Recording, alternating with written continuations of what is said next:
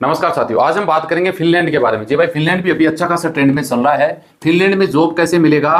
Agent की जरूरत नहीं है। सबसे बड़ी बात यह है, एजेंट वीजा चार्ज की भी जरूरत नहीं है। 30,000 वर्करों की अभी लेटेस्ट 2024 में जरूरत पड़ेगी। 14 दिन में आपको वीजा मिल जाएगा। फिनलैंड एक ऐसी कंट्री, आपको सबको पता है, शेंगेन यूरोप कंट्री का पार्ट है। ये दिख रहा होगा आपको, फिनलैंड छोटा सा कंट्री है, वैसा भी है। नजदीक में इसके स्वीडन आ जाता है और इधर आ जाता है रूस। आप सोचोगे रूस तो यहाँ लिखा है, लेकिन रियल बात ये कि रूस आ जाता है साइड में, और इधर थोड़ा एक कंट्री और है इसके नजदीक में ऊपर में।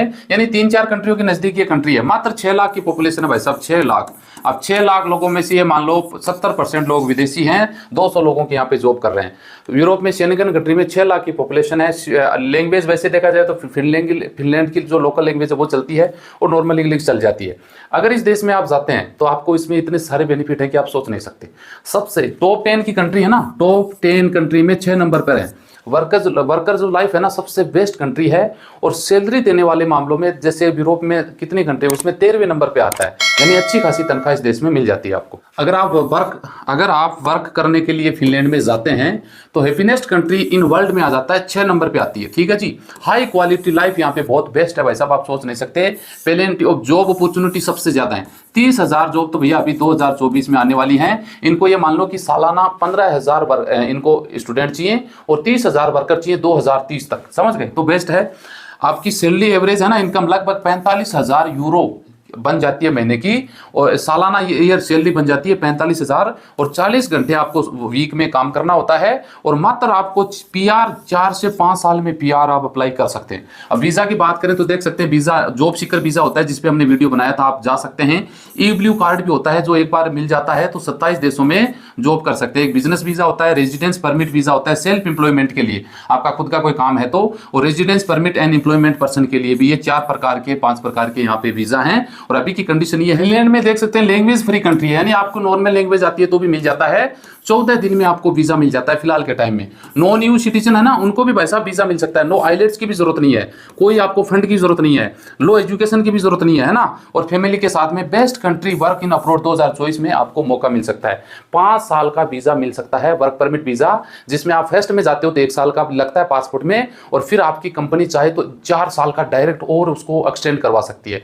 5 साल का वीजा अगर एक बार मिल गया ना तो गारंटेड बात है पीआर के लिए आप अप्लाई कर सकते हो। तो कितनी अच्छी बात है, वर्क परमिट वीजा। जी हाँ, आपको किसी एजेंट की जरूरत नहीं, पैसों की जरूरत नहीं है ना। कितने सारे बेनिफिट हैं इसमें। 30,000 वर्करों की जरूरत है, 15,000 स्टूडेंट की जरूरत है। आने वाले 2030 तक ये प्रोग्राम चलता रहेगा। और सबसे बड़ी बात है कि सरकार ने ये बोला जल्दी लोग हमारे यहाँ पे, देखिए वर्करों की कमी चल रही है, और वर्करों की कमी चलने का मतलब ये है कि जो वर्कफोर्स है ना, जो लोग काम करने वाले हैं वो तो बढ़ नहीं रहे हैं, और जो लोग हैं वो आपको पता है रिटायरमेंट हो रहे हैं, 60 साल के प्लस जा रहे हैं। तो रिटायरमेंट होने की वजह से वर्कलोड इनके ऊपर बढ़ता जा रहा है, वर्करों की कमी है। और इस कमी को देखते हुए सरकार ने एक टैलेंट बूस्ट प्रोग्राम एक लॉन्च किया है, जिसमें समय समय पे ये प्रोग्राम चलते रहते हैं, जिसमें टैलेंट पास के आधार पर आपको वीजा दिए जा सकें।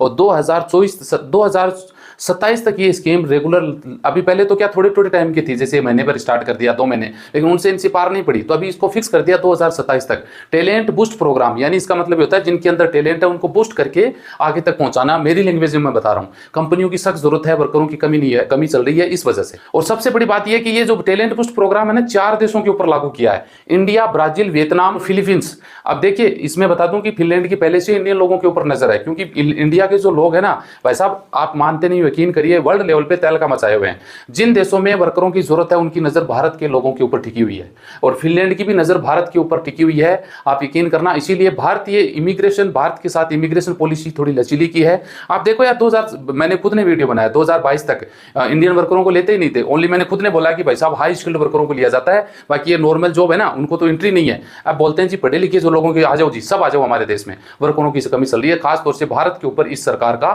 भारत के लोगों के ऊपर इस सरकार का सबसे बड़ा फोकस है, क्योंकि इंडियन लोग हैं भाई साहब वर्ल्ड लेवल पे फैले हुए हैं, और इंडियन लोगों का टैलेंट है ना वो दिखता है। ऐसी बात नहीं कि दिखता नहीं है, दिखता है, वही दिखता है। यहाँ पे देखे जाए ना तो 15 जो जॉब ऐसे हैं जो हाई डिमांड जॉब है, यहाँ पे जो 15 जॉब हैं जो चल रहे हैं, और 2027 तक तो इनकी कमी आने वाली नहीं है, आगे तो बढ़ते ही जाएंगे।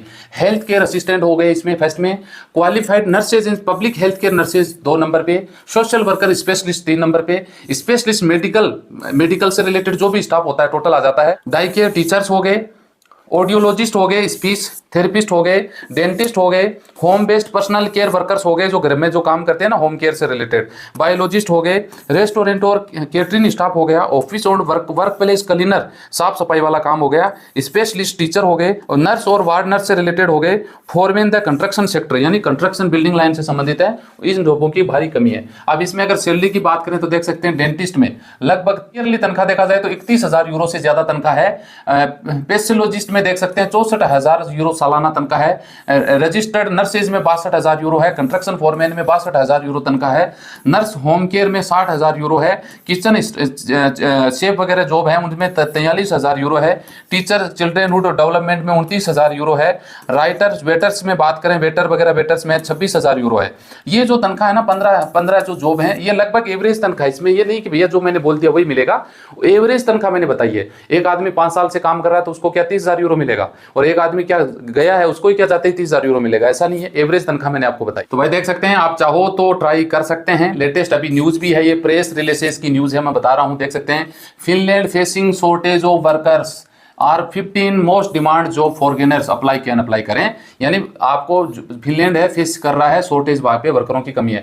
मिनिस्ट्रियल वर्किंग ग्रुप अफेयर देख सकते हैं, पूरी न्यूज है बाकायदा 2023 से लेके 2027 तक ये ऑफर है वो चलने वाला है। अभी भी यहाँ पे देख सकते हैं अर्जेंटली नीड है 30,000 वर्करों की तो चाहिए, जो प्रोफेशनल IT है, हेल्थ केयर है, क्लीनर है ना, इनके लिए चाहिए। और इसमें भैया नो आइलेट्स की जरूरत नहीं है ना, एजुकेशन की जरूरत नहीं है, वीजा फ्री है। अब वीजा फ्री का मतलब क्या होता है फिनलैंड 2024, वीजा फ्री का मतलब ये होता है कि एजेंट को छोड़ के डायरेक्ट अप्लाई करते हैं तो भाई साहब पैसा वगैरह देने की कोई जरूरत नहीं है, सब कुछ अगला ही देगा, आपका स्पॉन्सर है ना वही देगा। तो क्योंकि जरूरत है उनको देना पड़ेगा, मजबूरी है उनकी, भाई साहब ऐसा नहीं कर रहे हो आपको, वो अपने स्वार्थ के लिए आपको लेके जा रहे हैं। अगर उनके पास लोगों की कमी नहीं है फिर आपको लेके जाएं तो मानते हैं कि वो अपने ऊपर एहसान कर रहे हैं, उनको जरूरत नहीं है फिर भी आपके भले के लिए, ऐसा कुछ नहीं है, उनको जरूरत है इसलिए ये सब कुछ करना पड़ेगा उनको। तो फिनलैंड अभी फिलहाल के टाइम में बेस्ट है इंडियन लोगों के लिए। तो ये पोस्ट प्रोग्राम वाला प्रोसेस है, इसमें भी आप चाहो तो ट्राई कर सकते हैं। उम्मीद है ये जानकारी आपको अच्छी लगेगी। लाइक शेयर करिए, मिलते हैं नेक्स्ट वीडियो में अच्छी जानकारी के साथ। जय हिंद, जय भारत।